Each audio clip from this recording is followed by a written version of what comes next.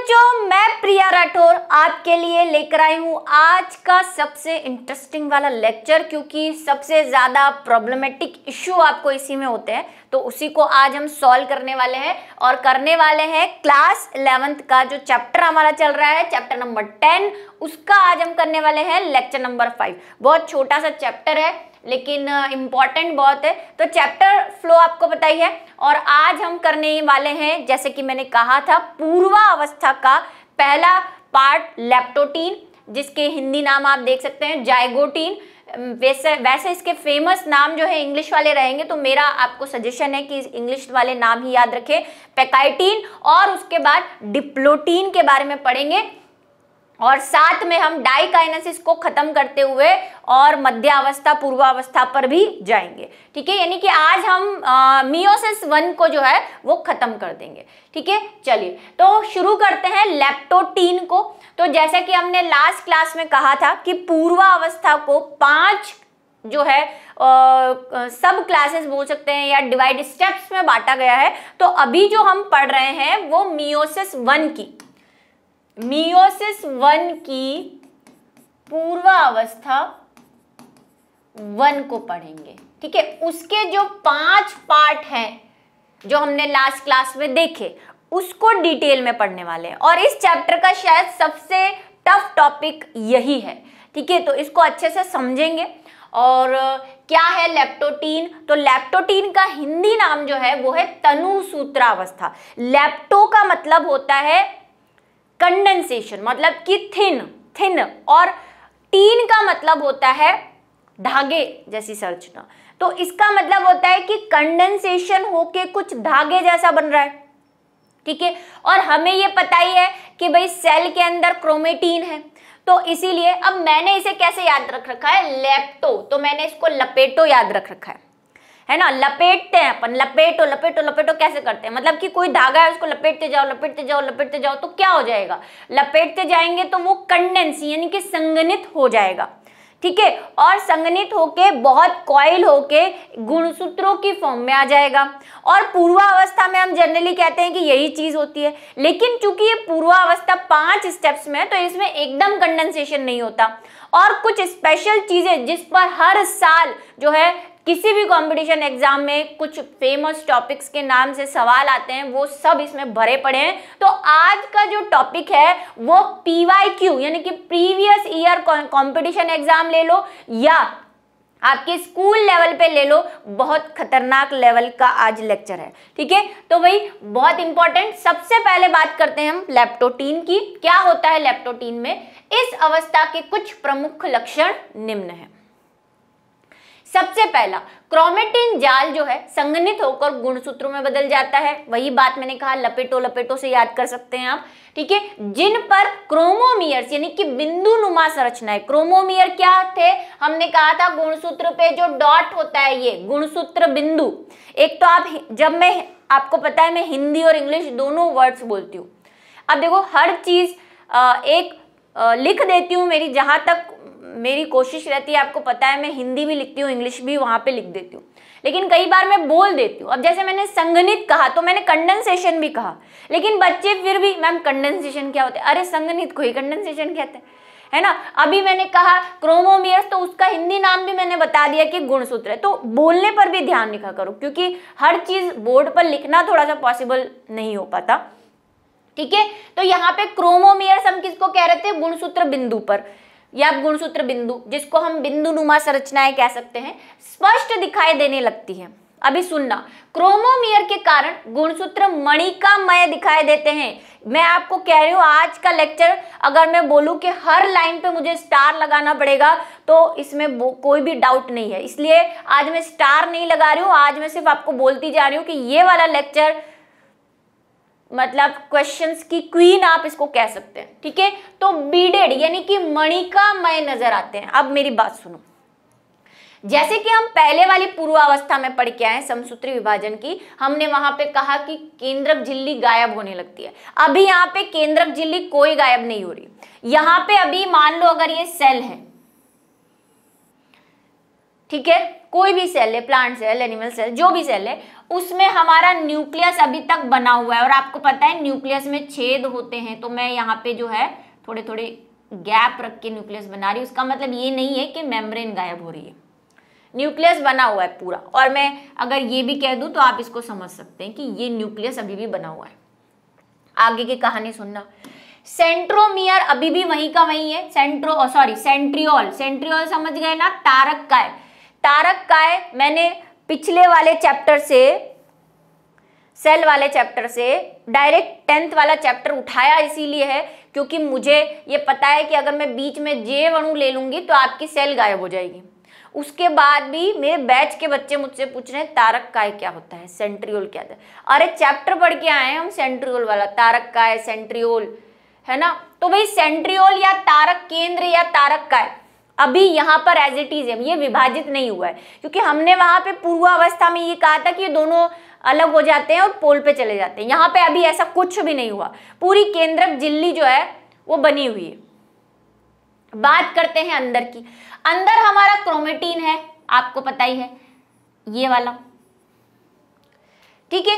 ये क्रोमेटिन क्या है, ये क्रोमेटिन जो है ये ऐसे फैला हुआ है और ये क्रोमेटिन पर धीरे धीरे क्या हो रहा है, लपेटो वाला सीन हो रहा है, यानी कंडेंसेशन, संघनन हो रहा है, ठीक है। कंडेंसेशन हो रहा है मतलब कॉइलिंग हो रही है धागे की, है ना, कुंडलित हो के पास आ रहा है। अब जब ये कुंडलित होता है तो यहाँ पे हमें कुछ ऐसे मोतियों के समान संरचनाएं दिखती है जहां जहां पे ये कुंडलित हो रहा होता है।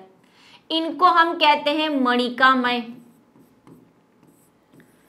मणिकामय मतलब इंग्लिश में बीडेड, यहाँ लिखा हुआ भी है बीडेड। इस पे भी ध्यान दिया करो, कई बार मैं हिंदी और इंग्लिश ब्रैकेट में लिख देती हूँ तो वो आपके लिए लिखती हूँ, है ना, मजे थोड़ी आ रहे हैं मेरे को लिखने में। ये इंग्लिश और हिंदी ऐसा है, आपको कई बार इंग्लिश में मिल जाएगा, कई बार हिंदी में, तो इन चीजों को बहुत ध्यान से पढ़ा करो, ठीक। चलो, मणिकामय होते हैं तो आपसे सवाल ये बनता है कि कंपटीशन एग्जाम में पूछ लिया जाता है कि मणिकामय क्रोमेटिन किस अवस्था में दिखाई देते हैं, तो अर्धसूत्री विभाजन की लेप्टोटीन अवस्था में दिखाई देते हैं। ये आपको ध्यान रखना है कौन सी अवस्था में कौन सी चीज दिखती है, फिर से मैं कह रही हूं, ठीक है। और आज मैं स्टार नहीं लगाऊंगी कि ये पूरा ही टॉपिक अपने आप में स्टार है। ये मणिकामय हो जाते हैं मतलब ऐसे बीडेड हो जाते हैं, ऐसे लग रहा है ना आपको माला में जैसे मोती हैं वैसे बीडेड हो जाते हैं। एक और चीज जो यहाँ पे आने वाली है, अभी आएगी उसका नाम। तो ये धीरे धीरे, अब हम क्या कर रहे हैं, हम एक एग्जाम्पल लेके इसको समझने की कोशिश कर रहे हैं, ठीक है, क्योंकि ये प्रोसेस जो है ना वो इतनी जल्दी समझ नहीं आती। तो हम क्या कर रहे हैं, मैं एक एग्जाम्पल ले लेती हूँ कि हमने द्विगुणित अगुणित समझा दिया मैंने आपको लास्ट क्लासेस में। मैं ये मान लेती हूँ कि ये जो भी सेल है इसमें 2n मतलब कि द्विगुणित जो गुणसूत्र मान लो या क्रोमेटिन मान लो, अभी हम क्रोमेटिन कह रहे हैं, वो क्रोमेटिन 4 है, मतलब इसमें गुणसूत्रों की संख्या 4 है, ठीक है, 2n में, एक सेल में, कायिक कोशिका में। तो ये ऐसा मान के चल रहे हैं ताकि हमारा काम आगे जो है वो इजी हो जाए, ठीक है। इस बात को आप ध्यान रखना, इसलिए मैंने बनाए भी 4 है, ठीक। चलो नेक्स्ट बात करते हैं। गुणसूत्र समजातीय होते हैं जिनमें आधे माता से और आधे पिता से प्राप्त होते हैं। ये एक और इंपॉर्टेंट चीज, कई बच्चे कहते हैं ये समजात का मतलब क्या होता है, तो कहानी जो है वो पुरानी है, जैसे फिल्मों में हमें बैकवर्ड में जाना पड़ता है ना, रिकैप बताना पड़ता है। यहाँ पे मैं आपको एक रिकैप बताती हूँ कि हम बोलते हैं कि कोई भी जीव अगर उत्पन्न हुआ है या उसकी कोशिका उत्पन्न हुई है तो वो कहाँ से हुई है, तो आप बोलेंगे कि अगर क्योंकि हम जनरली जो है मियोसिस वगैरह लैंगिक जनन में यानी कि सेक्सुअल रिप्रोडक्शन में काम में लेते हैं, तो हम कहते हैं कि उसके आधे मदर से गुणसूत्र आते हैं और आधे फादर से आते हैं। दोनों युग्मक जब मिलते हैं तो जाइगोट बनता है, यानी युग्मनज बनता है। एक बच्चे ने मुझसे पूछा है जाइगोट क्या होता है, बताओ मेरा मतलब खून ना खोल जाए, इतना हम पूरा 11th के इतने सारे चैप्टर पढ़ के आ गए हैं, युग्मनज और जाइगोट। तो जाइगोट बनता है। अब आपको पता है इस जाइगोट में क्या है, इसमें आधे मम्मी के गुणसूत्र हैं क्योंकि आधे वहां से आए हैं, आधे पापा के गुणसूत्र है। यानी कि अगर हम कह रहे हैं कि इस सेल में 4 क्रोमेटिन है या गुणसूत्र है, इसका मतलब 2 पापा की तरफ से आए हुए हैं, 2 मम्मी की तरफ से आए हुए हैं, है ना। तो मम्मी और पापा के ऐसे गुणसूत्र जिनमें जीन्स जो है एक ही लक्षण को प्रदर्शित करने वाले जीन समान स्थलों पे होते हैं, उसे हम कहते हैं समजात गुणसूत्र। ये 12th में फिर आएगा, इस बात को समझना, मेरी बात को। जैसे मान लो ये पापा का गुणसूत्र है ना, मैंने गुणसूत्र ऐसा बनाया हुआ है भी, और ये मम्मी का है, ठीक। तो अभी मान लो कि मेरे आंखों का रंग ब्लैक है और मेरी आंखों का, क्योंकि हर डीएनए में हर प्रकार के जीन्स हैं जो हमारे लक्षणों को प्रदर्शित करते हैं।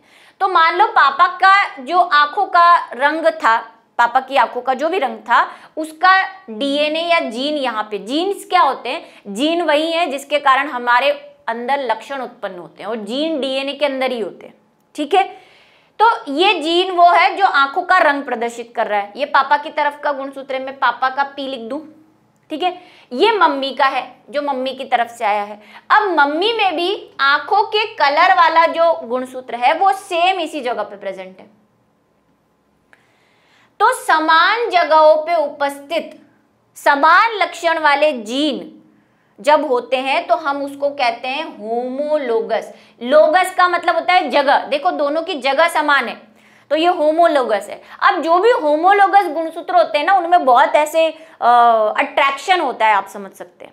जैसे भाई भाई होता है, आप कहते हैं भाई भाई है, एक ही मम्मी पापा के बच्चे हैं, तो उनमें कितना क्लोज रिलेशनशिप होता है।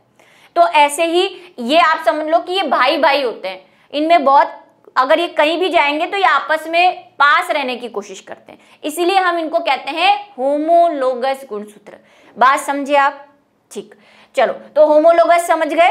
अब क्या होता है, जो होमोलोगस गुणसूत्र होते हैं उनमें आधे माता और आधे पिता के होते हैं। ये बात कहाँ से आई, मैं आपको समझा दिया मैंने कि ये कहाँ से आई। नेक्स्ट है, कुछ कोशिकाओं में गुणसूत्र केंद्रक में एक किनारे की ओर गुच्छे के रूप में एकत्रित होते हैं। इस गुच्छे को बुके कहते हैं। बुके, बुके का मतलब समझते हैं, शादियों में जो बुके देते हैं वो बुके की बात हो रही है। और इस अवस्था को आपुंजन कहते हैं, यानी कि सेनाइसेंस कहते हैं, ठीक है। क्या है, अब ये मेरी बात सुनो, ये आप देख रहे हो मैंने गुणसूत्र यहाँ पे न्यूक्लियर मेम्ब्रेन से चिपके हुए बनाए, जानबूझ के बनाए थे, ठीक है।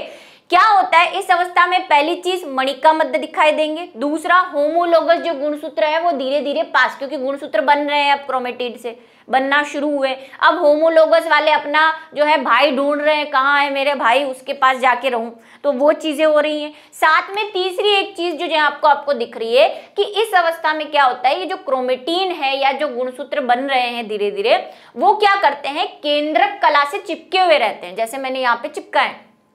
और इनका इफेक्ट ऐसा होता है जैसे आपको लग रहा है बुके, शादियों में वो बुके देते हैं ना, फूलों का गुलदस्ता, वैसा सा इफेक्ट। एक तो इन पे बीट्स, ऊपर से इनकी ये संरचना, तो ऐसा लगता है कि ये एक क्या है, फूलों का गुच्छा है या बुके है। इसीलिए इस अवस्था में हम क्या कहते हैं कि गुणसूत्र बुके के रूप में दिखाई देते हैं। ये सब सवाल पूछे हुए हैं कंपटीशन में भी और स्कूल लेवल पे भी, और किस अवस्था में है ये भी आपको याद रखना है।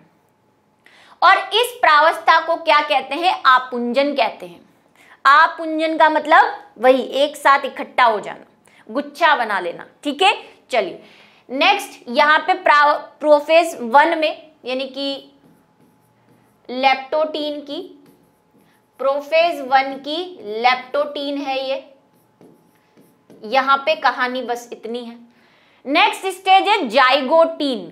देखो जाइगोट, जाइगोट से मीनिंग ले सकते हो उसका। जाइगोट क्या होता है, नर और मादा का युग्मक मिलता है तो हम जाइगो कहते हैं। अब यहाँ पे नर मादा नहीं है, लेकिन मैंने कहा यहाँ पे मम्मी और पापा जो नर और मादा थे हमारे, उनके गुणसूत्र है, यानी कि वो जो होमोलोगस गुणसूत्र की मैं बात कर रही हूँ वो अब पास पास आने वाले, पेयरिंग करने वाले हैं, जोड़ा बनाने वाले हैं। जाइगो का मतलब होता है मिलना, जोड़े बनाना, तो यहाँ पे जोड़े बन रहे हैं, लेकिन किनके, वो समजात गुणसूत्रों के, ठीक है। जाइगो या युग्म, देखो यहाँ पे भी युग्म वर्ड आ गया, युग्म का मतलब पेयर, जोड़े बनाना,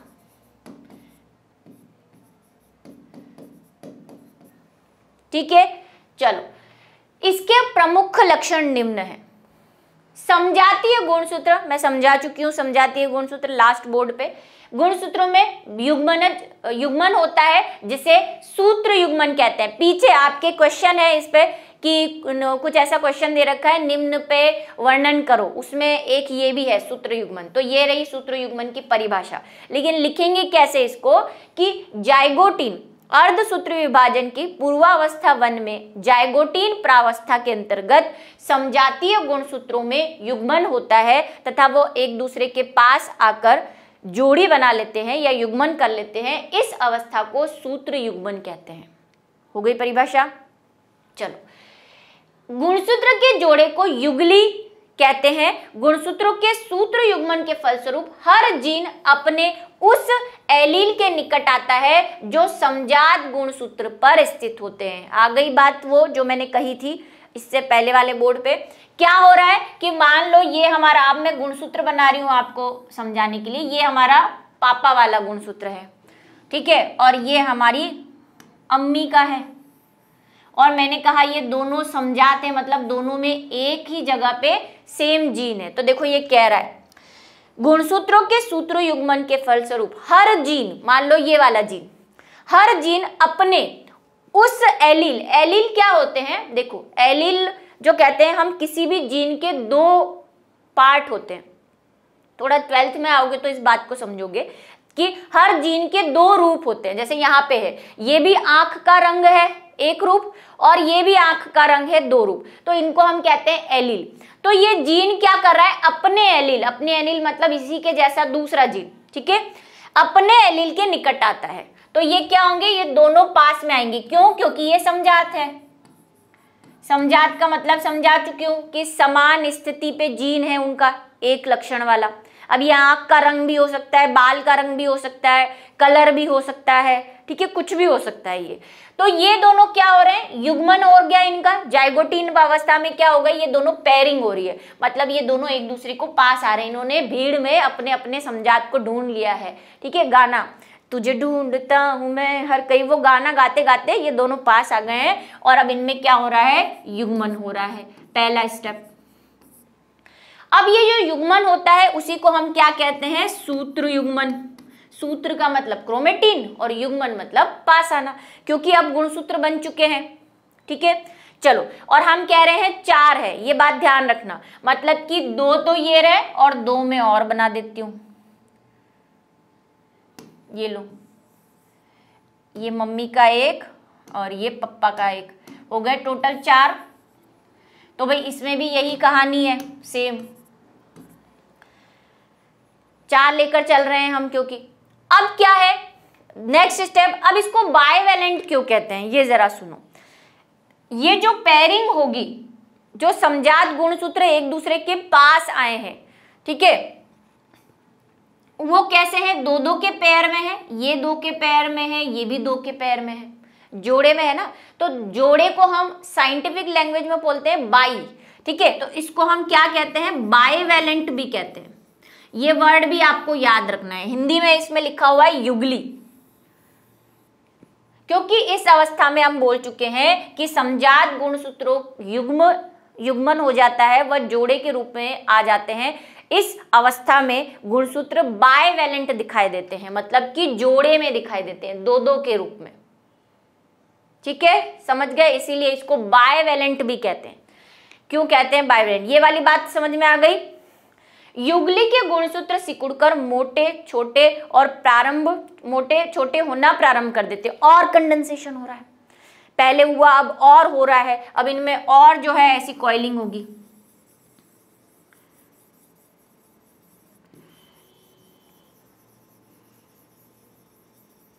ऐसे, ठीक है,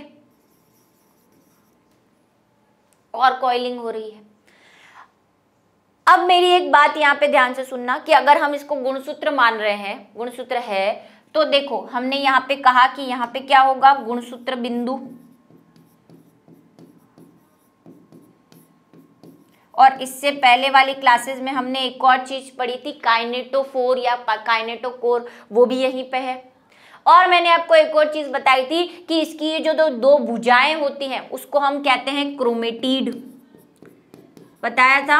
और क्रोमेटिड को ही हम क्या कहते हैं, अर्ध गुणसूत्र भी कहते हैं, क्योंकि ये गुणसूत्र का आधा भाग है। है ना, ये वाला, ये एक क्रोमेटिड है, ये दूसरा क्रोमेटिड है। आई बात समझ में? ये एक क्रोमेटिड है, ये दूसरा क्रोमेटिड है। ठीक, यहां तक की बात समझना, समझ के रखना है इसको, आगे फिर काम में लूंगी मैं इसको। नेक्स्ट आ जाओ अभी। अब आती है पैकाइटिन।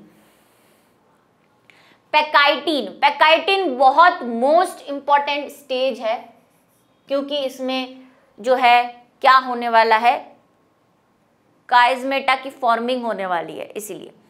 चलो, इस अवस्था के महत्वपूर्ण लक्षण निम्न है। देखो क्वेश्चन यूपी बिहार में इसी टाइप के क्वेश्चन पूछे हुए हैं कि पैकाइटिन अवस्था के कुछ लक्षण बताओ, अर्धसूत्री विभाजन की पूर्वावस्था को वर्णन करो, या नामांकित चित्र बनाओ। अब नामांकित चित्र एनसीईआरटी वाले तो आपने देख ही लिए होंगे, ये कलाकारी वहां पे नहीं मिलेगी आपको जो मैं आपको बना के दे रही हूं, कि आप जो कह रहे हो वैसा डायग्राम भी दिखना चाहिए। ये कलाकारी आपको एनसीईआरटी नहीं बता रही है, तो इनको भाई नोट करके चले। ये ठीक है।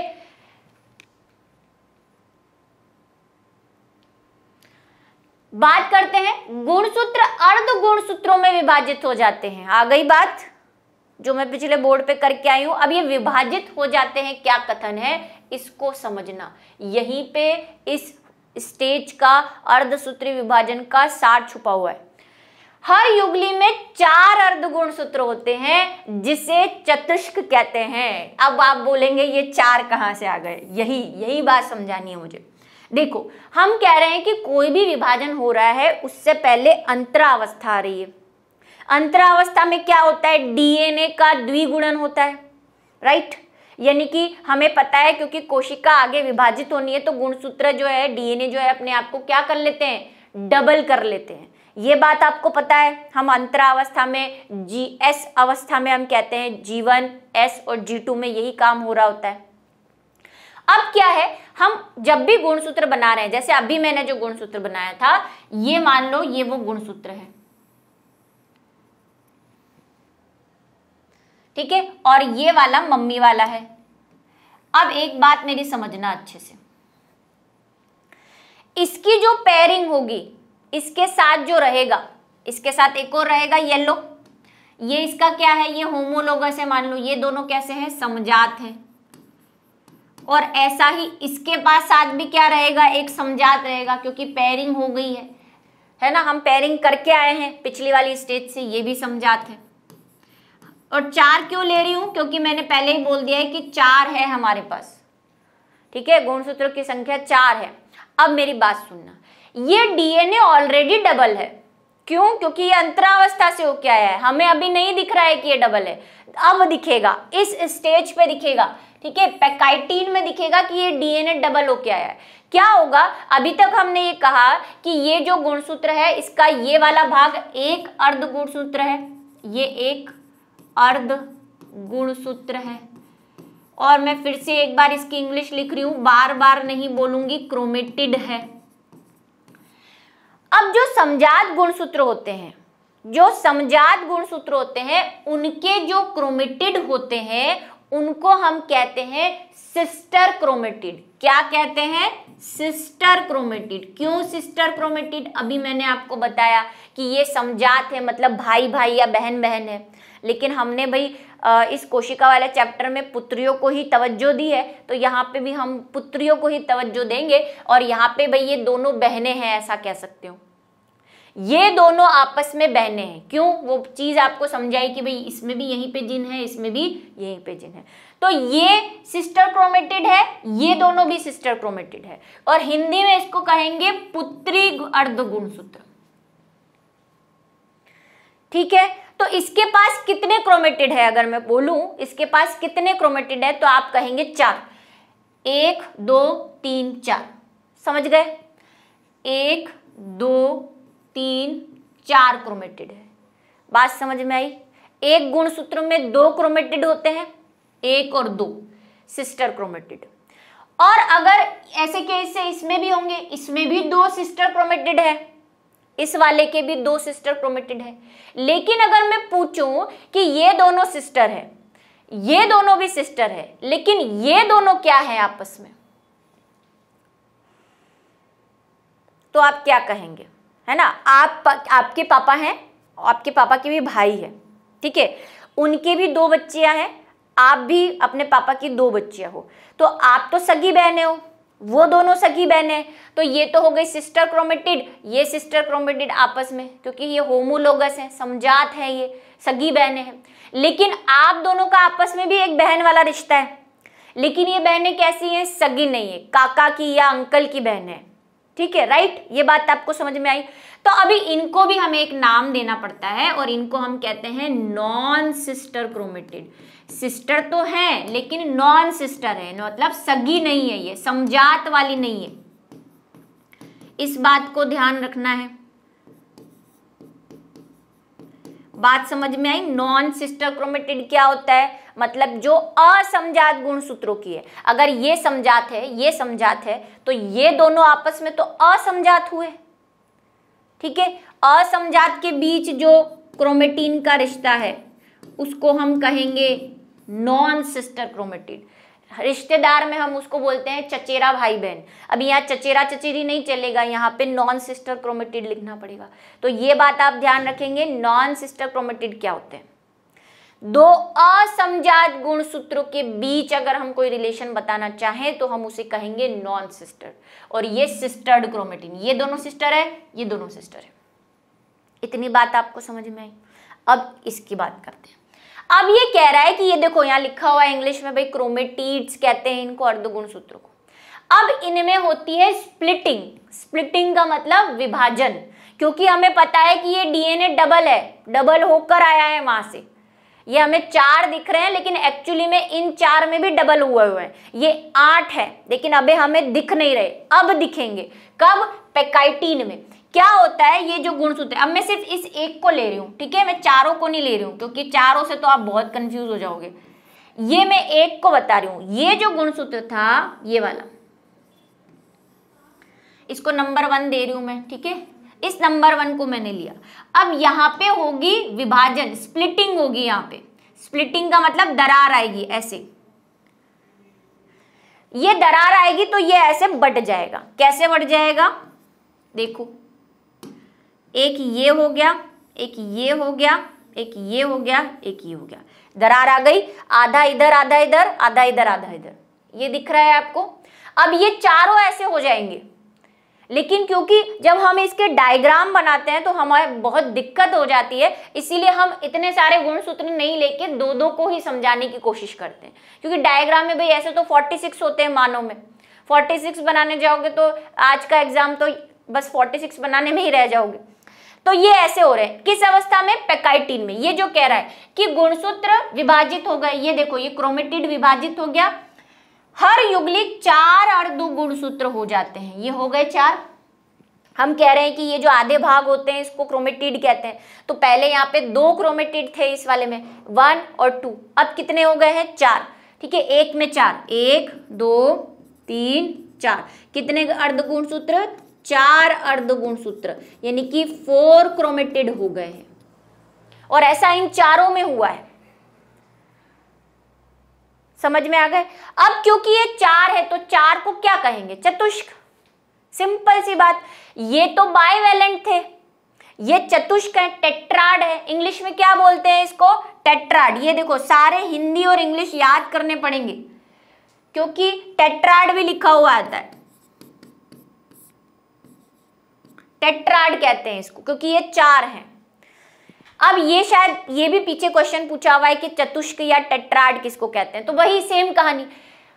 अर्धसूत्री विभाजन की पेकाइटिन अवस्था में गुणसूत्र, पूरा ये लाइन आपको लिखनी है कि अर्ध विभाजित हो जाते हैं और 4 अर्ध गुणसूत्र बना लेते हैं, इसे चतुष्क अवस्था कहते हैं या टेट्राड फेज कहते हैं। सब कुछ क्लास में है, बस ढूंढना है।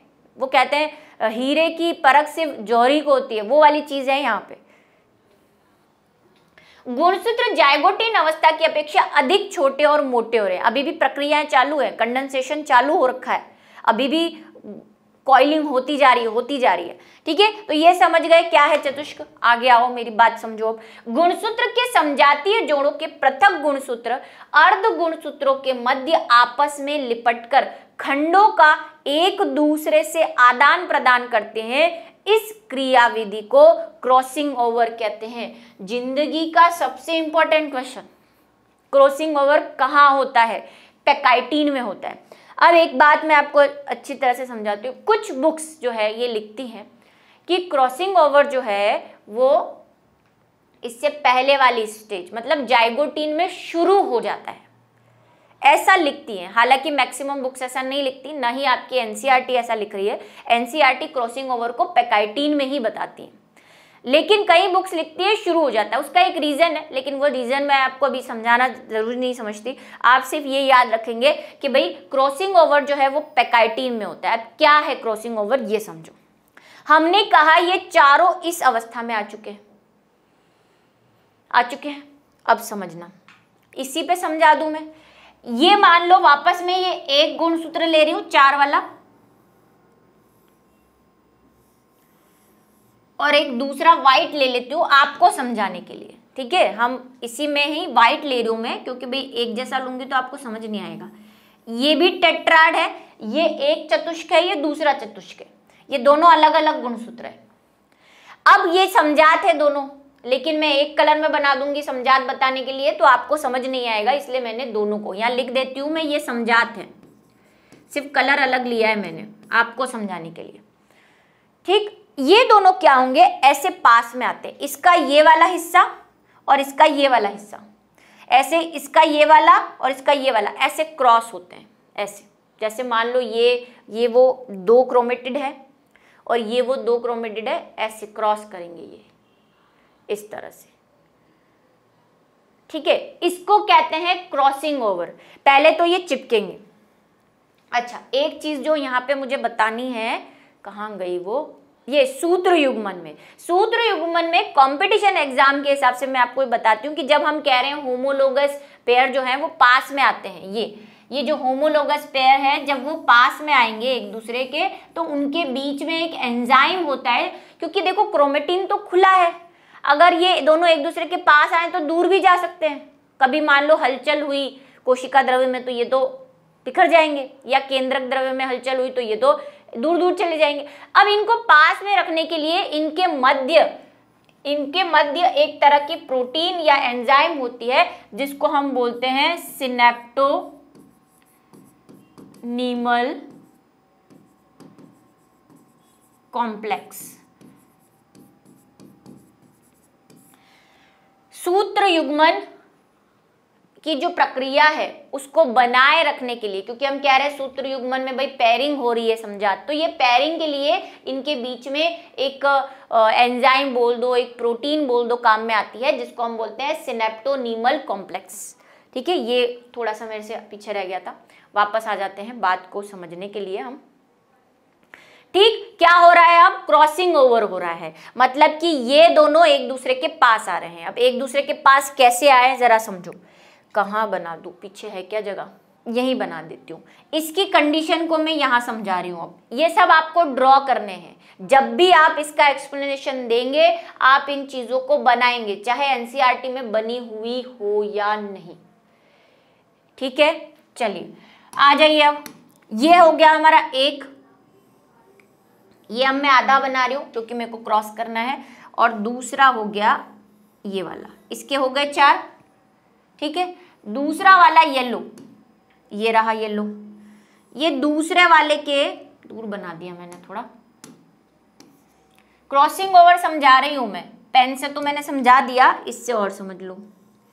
ये देखो ये ऐसे, अब ये बड़ी भुजा बन रही है क्योंकि मैंने बहुत दूर बना दिया, वैसे ये दोनों आपको सेम बनाने हैं भाई, ये सेम होगा, ठीक है। ये ऐसे क्रॉसिंग ओवर हो रहा है, एक दूसरे के टच में आ रहे हैं, ये इस प्रक्रिया को कहते हैं क्रॉसिंग ओवर। ये भी पीछे पूछा हुआ क्वेश्चन है, क्रॉसिंग ओवर क्या होता है और किस स्टेज में होता है, ये तो आपको याद करना ही है। पैकाइटिन में 2 मोस्ट इंपॉर्टेंट चीजें हो रही है, एक हो रहा है टेट्राड बनना और एक हो रहा है क्रॉसिंग ओवर होना। आ जाओ, क्रॉसिंग ओवर हो गया। अब क्या है, जब गले मिले हैं तो एक दूसरे का कुछ ना कुछ लेकर तो जाएंगे, है ना। क्रॉसिंग ओवर को मैंने ऐसे दोनों एक दूसरे को गले लगाते, आओ बहना हम दोनों समझात हैं, सिस्टर क्रोमेटिड है, आ जाओ हमारे पास। हाँ, एक और चीज, क्रॉसिंग ओवर किन के बीच में हो रहा है, सोचने का टाइम दे रही हूं मैं। यहाँ पे लाइन पढ़ो, समजात जोड़े के पृथक गुणसूत्र के अर्ध गुणसूत्र, ये समजात थे, ठीक है, ये समजात थे। अब ये किनके बीच में हो रहा है, ये इसके और इसके बीच में हो रहा है, असमजात के बीच हो रहा है। बात समझ में आई मेरी? ये तो मैंने आपको टेट्राड बताया था, इसलिए यहां पे लिखा था कि ये समजात है। ये किनके बीच में हो रहा है, ये असमजात के बीच में हो रहा है। यहां लिख दूं मैं असमजात के बीच, यानी कि इसके और इसके जो कजिन बहनें हैं, नॉन सिस्टर क्रोमेटिड है, उनके मध्य क्रॉसिंग ओवर होता है। समजात के मध्य क्रॉसिंग ओवर नहीं होगा। समजात तो वैसे पैर बना के खड़े हुए हैं, फिर वही मैंने कहा कि उनको याद आता है, नहीं ये तो मेरी मतलब मेरे काका की लड़की है, तो क्या हुआ है तो मेरी बहना, तो वो दोनों आपस में गले मिलते हैं। तो भाई ये जो है ये असमजात गुणसूत्र, इसका मतलब क्या है कि नॉन सिस्टर क्रोमेटिड के मध्य क्या होता है, क्रॉसिंग ओवर होता है। असमजात के मध्य, अब समजात असमजात में बता चुकी हूं कि ये दोनों समजात है, ये दोनों आपस में असमजात है, क्योंकि ये दोनों अलग अलग है। तो क्रॉसिंग ओवर किसके बीच में हो रहा है, असमजात गुणसूत्रों के मध्य, ठीक है। इस लाइन में बहुत सारी चीजें छुपी हुई है। ये असमजात है, इसलिए मैंने यहां लिख दिया है। इस वाले का ये और इस वाले का ये, ऐसे चार होने के बाद, क्योंकि ये चार नहीं है, चार होने के बाद तो ये ऐसे हो जाएंगे, है ना, चार होने के बाद मिलेंगे ये, चतुष्क बनने के बाद। ये बहुत इंपॉर्टेंट चीज है। अब आती है डिप्लोटीन। डिप्लोटीन का मतलब डबल्ड। अभी देखो, द्विसूत्रण, क्रॉसिंग ओवर के पश्चात ऐसे स्थान जहां पर अर्धसूत्रण एक दूसरे को स्पर्श किए हुए थे, काइज़मेटा कहलाते हैं। एक और इंपॉर्टेंट चीज, काइज़मेटा क्या होते हैं, ये रही परिभाषा। काइज़मेटा सबकी परिभाषा यहाँ पे मैंने उसी वे में लिखी है कि आपसे पूछ ले तो आप उसको यही के यही चेपना है। थोड़ा सा आप चेंज कर लेना, स्टेज बता देना बस, ठीक है।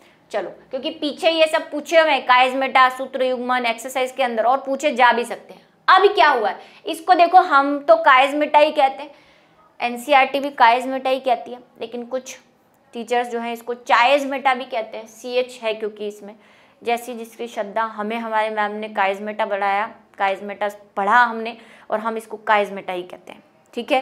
तो काइज़मेटा, और गूगल पे मैंने इसका प्रोनाउंसिएशन भी देखा हुआ है, काइज़मेटा ही कहते हैं इसको, चाइज़मेटा नहीं कहते। जैसे केमिस्ट्री केमिस्ट्री है, केमिस्ट्री नहीं है, ठीक। अब क्या हुआ, अब मैंने कहा दोनों जो बहनें थी वो बहुत सालों बाद जो है गले मिली है, इस तरह से असमजात वाली, ऐसे ये गले मिली है।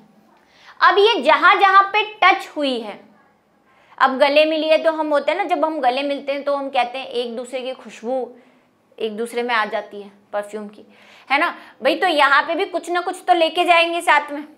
तो ये क्या करती हैं, जैसे ही गले मिलती हैं और वापस अलग होती है, तो ये एक दूसरे के टुकड़ों को अपने अंदर ले लेती है। कैसे, देखो अभी इसकी नेक्स्ट स्टेज देखना, इसी को हम काइज़मेटा कह रहे हैं, ठीक है। अर्ध गुणसूत्र एक दूसरे को स्पर्श किए रहते हैं, इसको क्या कह रहे हैं, काइज़मेटा।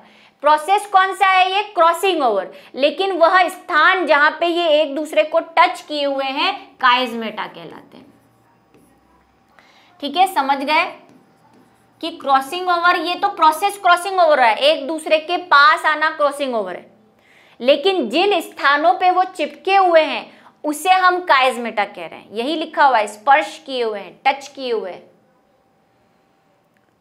ठीक। ये तक की कहानी समझ में आई। अब देखना, युगली के दोनों गुणसूत्र एक दूसरे से जिप की तरह पृथक होने लगते हैं। अब ये अलग हो रहे हैं। जिप कैसे खुलती है, जिप मतलब चेन, जो पैंट की जिप होती है ना, जिप है ना, चेन, चेन कैसे खुलती है, इस तरह से। मैं अभी इसको मिटा दूंगी भाई।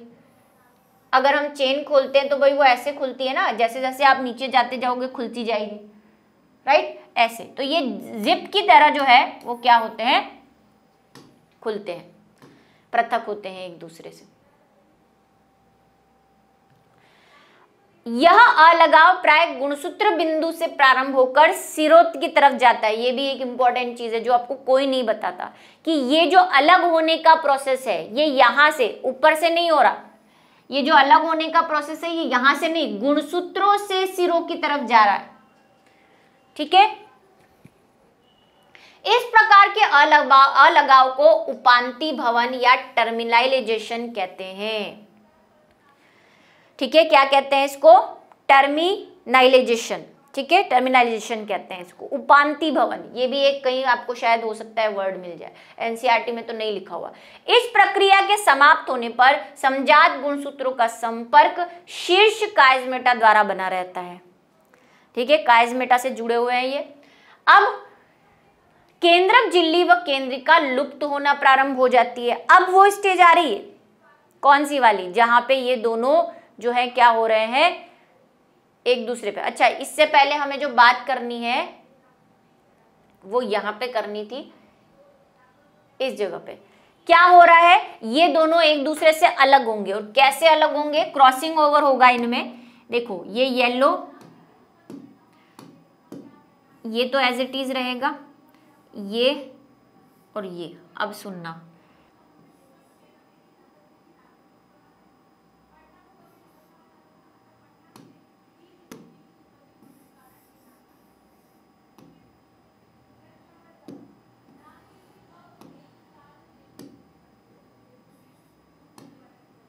ये देखो, जब ये ऐसे थे और ये अलग हुए तो ये एक दूसरे के हिस्से लेके अलग हो जाते हैं। जैसे कि ये हो गए, इसका ऑरेंज का पार्ट कुछ ये व्हाइट में चला गया, व्हाइट का कुछ पार्ट इधर, टुकड़े ले गए अपने साथ।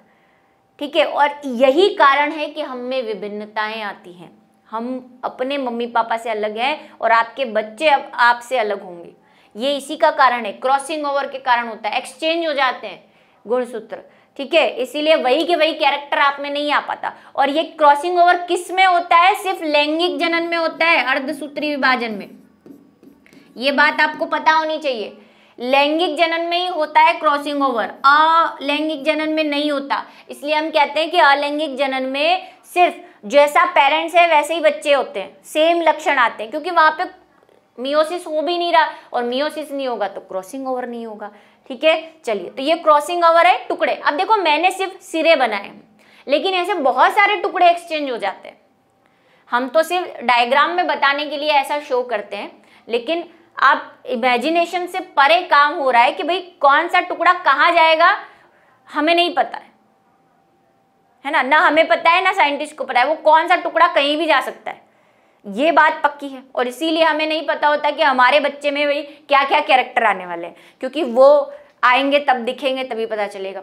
ये समझ में आ गई? अब ये दोनों अलग हुए और ये अलग होने के साथ ही क्या कर लेंगे, इनमें क्रॉसिंग ओवर हो जाएगा और ये एक दूसरे के टुकड़े एक्सचेंज कर लेंगे।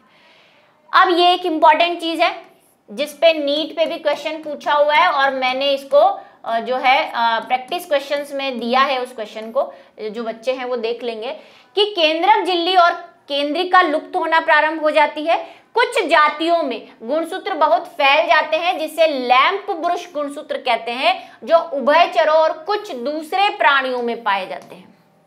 क्या होता है लैंप ब्रुश? ये देखो, लैंप ब्रुश का मतलब होता है ऐसा ब्रुश जिससे हम लैंप साफ करते हैं। वो बॉटल साफ करने वाला ब्रुश देखा है आपने? लैंप को छोड़ो, गोली मारो, ऐसा ब्रुश होता है, वो बॉटल साफ करने के लिए कभी देखा है? ऐसा होता है ना।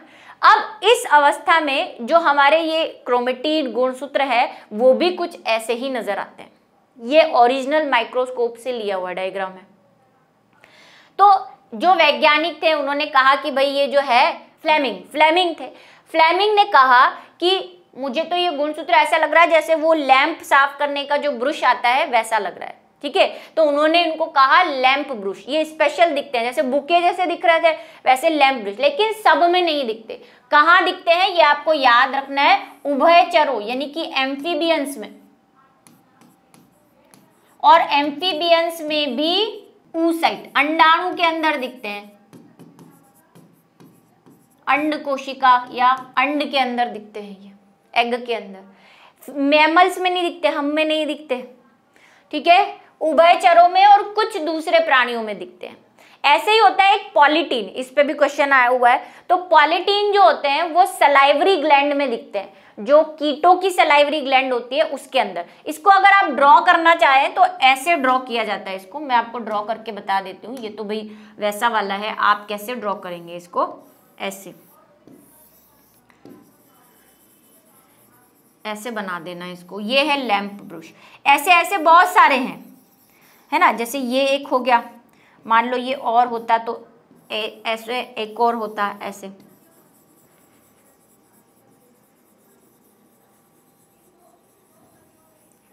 ये क्या हो गया, ये है लैंप ब्रश, ठीक है। ये ऐसे दिखते हैं, ये ऐसे कैसे बहुत सारे होंगे तो कुछ ऐसा सा आपको नजर आएगा।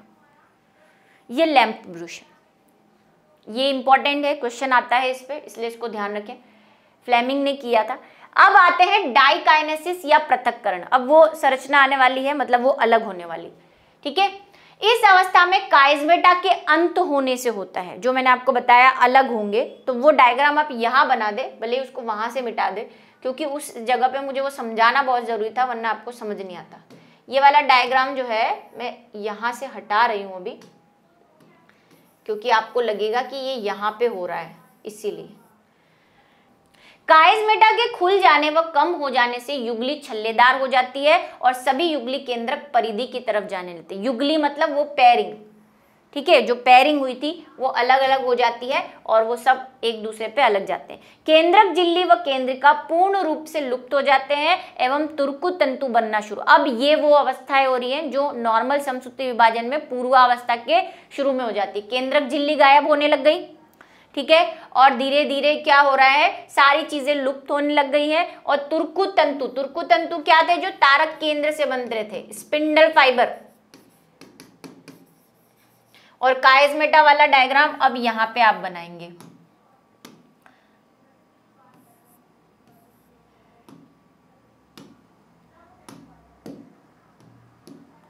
यहां पे बनाएंगे आप, ठीक है।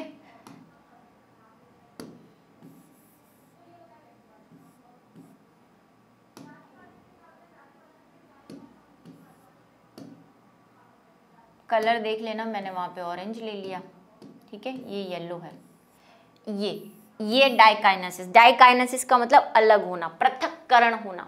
और साथ में दूसरी चीजें भी हो रही हैं, जो मैंने आपको कहा, स्पिंडल फाइबर्स बन रहे हैं। मतलब कि जो हमारा, अगर हम अब सेल को देखें तो यहाँ पे एक हमारा दोनों तारक केंद्र विभाजित होना शुरू हो गए हैं, स्पिंडल फाइबर बनना शुरू हो गए हैं, और हमारे गुणसूत्र जो हैं वो व्यवस्थित हो गए हैं कुछ इस तरह से, क्रॉसिंग ओवर होके, ठीक है। क्रॉसिंग ओवर हो गया है इनमें, इसलिए मैं अलग कलर से बना रही हूँ। ये यहां तक की स्टेज हो गई। अब मध्यावस्था, पूर्वावस्था यहाँ पे खत्म, मध्यावस्था। अब सारी स्टेजेस जो है वो समसूत्री विभाजन जैसी है, कुछ भी चेंज नहीं है। अब क्या हुआ था मध्यावस्था में, मध्यावस्था में जो गुणसूत्र है वो स्पिंडल फाइबर में एक पट्टिका के रूप में व्यवस्थित हो गए थे। तो क्या हो जाएगा, पट्टिका के रूप में व्यवस्थित कर दो इनको, यहीं से मैं यहीं पे बना रही हूँ। स्पिंडल फाइबर व्यवस्थित हो गए और हमारे जो गुणसूत्र है वो ऐसे पट्टिका बना के स्पिंडल फाइबर के अंदर व्यवस्थित हो रखे हैं, है ना। स्पिंडल फाइबर बना देती हूँ, ये ऐसे 4 बोल रहे थे हम, अभी कितने हैं आपको पता है, यहाँ पे 8 गुणसूत्र, 8 है ना, 2 डबल में ऐसे टेट्राड की पोजीशन में मिक्सिंग होके टेट्राड बना दिया है इन्होंने, अभी भी टेट्राड है ये।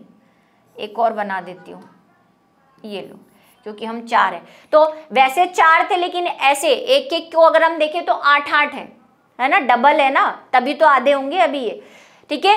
तो ये जो है अब कितने पोजीशन में, 4 थे, 4 से स्प्लिटिंग हुई, स्प्लिटिंग से टेट्राड बना है ना। ये ऐसे बने ना, पहले ये ऐसा था तो हम 4 बोल रहे थे, चारों में ये चीजें हुई, तो अब ये कैसे हो गए, टोटल 8 हो गए ना, ठीक है। और ये 8 एक के अंदर 4 है, क्योंकि ये चारों ऐसे अरेंज हो गए मध्य पट्टिका पे, ठीक है। युगली गुणसूत्र मध्य पट्टिका पे व्यवस्थित हो जाते हैं। विपरीत ध्रुवों के तुर्कु तंतु सूक्ष्म नलिका यानी कि माइक्रोट्यूब्यूल्स समजात गुणसूत्रों के जोड़े को काइनेटोफोर से चिपक जाते हैं, ठीक है। काइनेटोफोर क्या था, गुणसूत्र के बिंदु पर वो जो आवरण है उसको कह रहे हैं, ठीक है।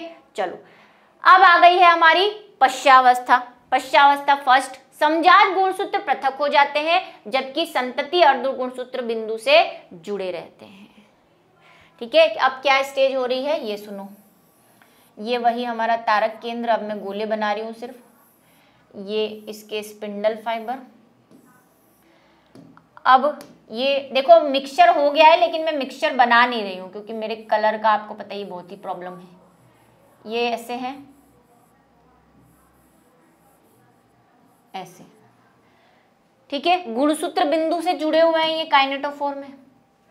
पश्चावस्था में क्या हो रहा है, अर्ध गुणसूत्र बिंदु से जुड़े रहते हैं। ठीक है, ये जुड़े हुए हैं लेकिन एक दूसरे से। पश्चावस्था में क्या होता है, दोनों खींचते हैं, दोनों विपरीत ध्रुवों पर जाने की कोशिश करते हैं। तो ये ऊपर वाले दो ऊपर की तरफ जा रहे हैं, नीचे वाले दो नीचे की तरफ आने की कोशिश करें, स्प्लिटिंग होगी जैसी वहां पे हुई थी समसूत्री विभाजन में। अंत्यावस्था, इस अवस्था में केंद्रक आवरण व केंद्रक पूर्ण स्पष्ट होने लगते हैं। क्या हो गया भाई, अब धीरे धीरे जो है इसी डायग्राम को अगर हम बनाएं अब नेक्स्ट स्टेज, तो ये हमारा तारक केंद्र, ये स्पिंडल फाइबर, और इस पे देखो अब ये अलग हो गए हैं। यहाँ से क्या हुआ, स्प्लिटिंग हो गई, आधे आधे बढ़ गए ये यहाँ से। ऐसा ही हो रहा था वहां पे भी, पश्चावस्था में ये बढ़ जाते हैं, तो ऊपर दो चले गए, ये इधर ध्रुव पे जा रहे हैं, ये इधर ध्रुव पे जा रहे हैं। 8 से वापस 4 होने की कगार पे आएंगे ना, हो गए। ये यहाँ पे स्प्लिटिंग हुई, ऐसे करके गुणसूत्र बिंदु भी विभाजित हो गया। समसूत्री विभाजन में हमने पढ़ा है, मैंने कहा सेम स्टेप हो रही है अब सारी। समसूत्री विभाजन में हमने कहा अब ये स्प्लिटिंग होके ये दो इधर दो इधर, तो भाई वापस 4 आ गए ना, ये भी 4 ये भी 4, क्योंकि हम डबल कर दिए थे। हमने 4 लेकर चले थे और हमने कहा स्प्लिटिंग से 8 बन गए, 8 से वापस 4 की तरफ आ रहे हैं। ठीक है, यद्यपि बहुत मामलों में अब केंद्रक झिल्ली केंद्रक कला फिर से बनने लगी है, क्योंकि ये दोनों ध्रुवों पर जाने लगे हैं। इस अवस्था में केंद्रक आवरण केंद्रिक पुनः स्पष्ट होने लगते हैं। यद्यपि बहुत से मामलों में गुणसूत्र का कुछ छितराव हो जाता है, जबकि अंतरावस्था केंद्रक में पूर्णतः फैली अवस्था में नहीं मिलते। कुछ में वापस से क्रोमेटिन बनना शुरू हो जाएगा, गुणसूत्र बिखर जाएंगे फिर से वापस क्रोमेटिन, क्योंकि गुणसूत्र से कब तक रहते हैं, जब तक विभाजन हो रहा होता है। ठीक है, कोशिका द्रव्य विभाजन शुरू हो जाता है और कोशिका की इस अवस्था को कोशिका द्वि कहते हैं, मतलब कि डबल। अब ये तो था केंद्रक विभाजन। केंद्रक विभाजन के बाद क्या होगा, केंद्रक विभाजन के बाद कोशिका द्रव्य विभाजन होगा। तो कोशिका द्रव्य, अगर ये कोशिका थी ये वाली, तो ये दो में वही, अगर एनिमल है तो भाई खांच उत्पन्न होगी, और अगर प्लांट है तो मध्य पटलिका बनेगी। हमने पढ़ा था कि जंतुओं में विभाजन कोशिका द्रव्य विभाजन अलग से होता है, प्लांट में अलग से होता है। तो भाई ये क्या होगा, ये 2 कोशिकाओं में बढ़ जाएंगे, दोनों में 4 आ जाएंगे।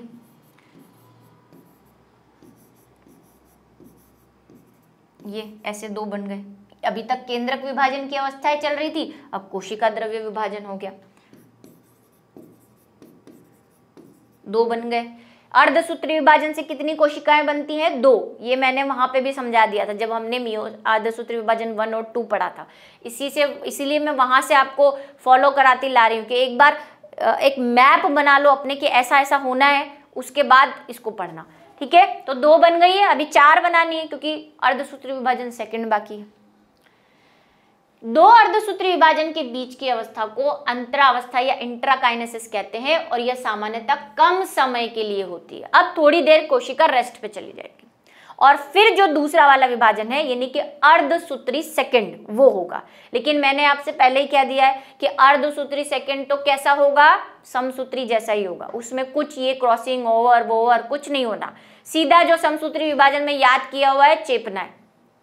ठीक है, इसमें डीएनए का द्विगुणन नहीं होता, अभी से बता रही हूं, और अभी मैंने कह भी दिया है, ना तो क्रॉसिंग ओवर होगा ना डीएनए, क्योंकि 4 आ गए हैं भाई। पहले हो गया 4 की 2 बन चुकी है, अब इनसे समसूत्री विभाजन से 2 कोशिकाएं बन जाएंगी, और समसूत्री विभाजन में तो गुणसूत्रों की संख्या समान ही रहती है, तो यहाँ पे 4 की 4 कोशिकाएं बनेगी।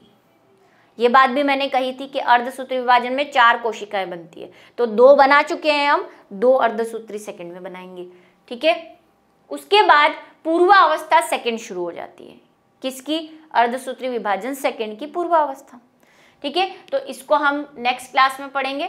तब तक के लिए आप इसको पढ़ो, समझो, उसके बाद नेक्स्ट क्लास लेना, और इससे पहले वाला भी पढ़ना अगर नहीं पढ़ा है तो, क्योंकि पूरा मैप मैं वहां पे बता चुकी हूँ कि क्या करना है हमें इसमें। ठीक है, तो मिलेंगे नेक्स्ट क्लास में, तब तक के लिए बाय।